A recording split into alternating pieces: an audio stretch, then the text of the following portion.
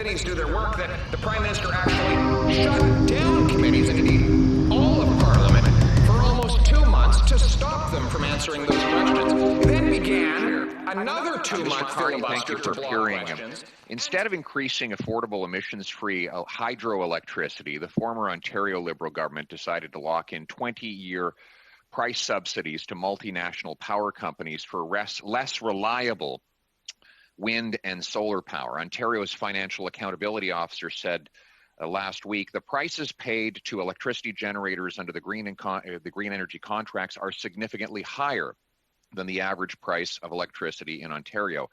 These high contracted prices are one of the factors that contributed to the price of electricity in Ontario doubling between 2009 and 2019. Is your company or any of its subsidiaries receiving payment under any of these contracts? First off, thank you for the question, Mr. Poilievre.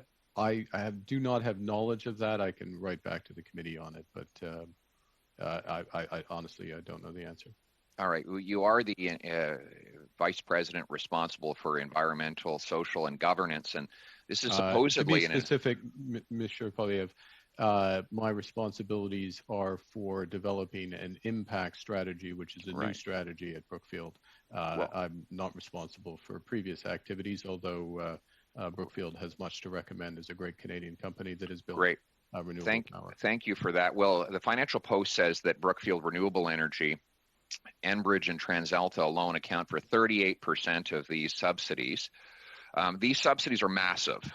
They amount to 150% subsidy for wind, 750% for solar. That drives up the cost of energy for everyday people. According to the Ontario Association of Food Banks, in a report on the subject, has created something called energy poverty. One victim of this social injustice was Sherry Selina, a disabled single mother from Perth who's suffering with depression, anxiety, PTSD, type 2 diabetes, and chronic pain from a car accident. Her bill rose to $309 a month despite conserving electricity. I want to quote her. "My house is heated by wood and propane. My son requires a BPAP machine for his severe obstructive sleep apnea syndrome," end quote. Mr. Carney, she was terrified that the Liberal government was going to disconnect her power because she couldn't pay the bills that rose to subsidize the profits of multinational corporations like yours. I guess the question is very simple.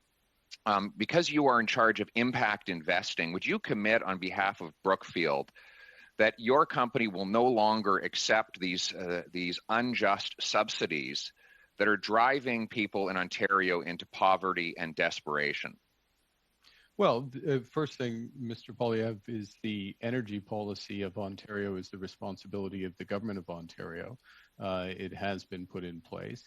And part of that energy policy, as you know, has been to diversify energy sources. And I'd associate myself with the comments of Mr. Bradley moments ago about the important role that electricity and the broad range of electricity sources are going to play in Ontario and Canada's transition to a more sustainable and inclusive economy. But my question was, would you commit today to reject those subsidies? You can do so. Your company your company can reject the subsidies and offer to charge the market rate, which is 6 cents, instead of the subsidized rate, which is about 15 cents per kilowatt hour.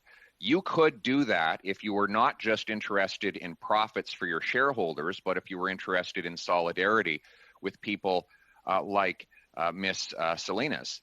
So yes or no, would you commit today to doing that?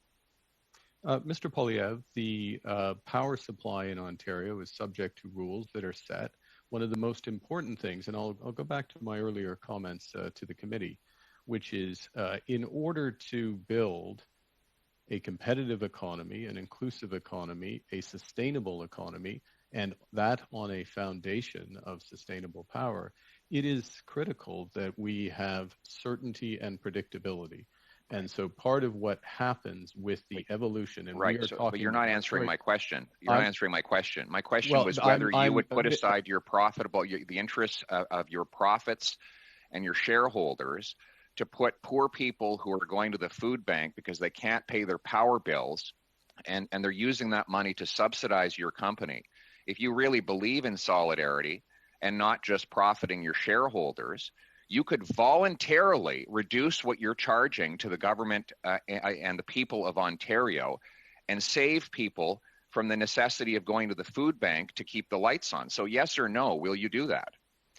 Mr. Poilievre, before you stop to my answer, you're giving one characterization of the power policy of the government of Ontario, and there is a new government of Ontario, I would add, that also has ability to change a broad range of policies. It's a locked-in contract for 20 years. It is a locked-in contract. Yeah, there you go. So you knew that much. You knew that much. And a relevant point. No, I'm just waiting for you to acknowledge it. I appreciate your acknowledging it. What's also relevant, and it's exceptionally important for Ms. Salinas and people in her situation, and one of the tragedies we have in Ontario and in Canada is people living in poverty. Now, the instrument of solidarity to address poverty, broader poverty, is not targeted energy policy, but it is a broader range of support policies. Well, the solution is for you to stop ripping people off by overcharging them for electricity. Don't forget to like, dislike, subscribe, and comment. Safe Space Cafe. And always, have a good day.